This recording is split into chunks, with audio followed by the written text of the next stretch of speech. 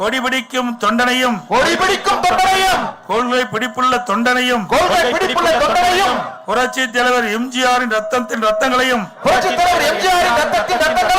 புரட்சி தலைவி அம்மாவின் விசுவாசமிக்க தொண்டர்களையும் துரோகத்தால் வீழ்த்திவிட முடியாது. எதிரிகளையும் துரோகிகளும் தீட்டும் திட்டங்கள் பலிக்காது.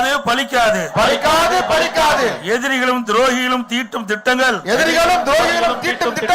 பலிக்காது.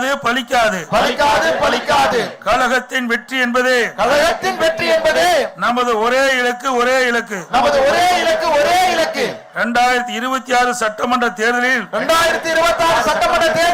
கழகத்தின் வெற்றி என்பதே நமக்கு இலக்கு என்று உளமாற உறுதியேற்கிறோம்.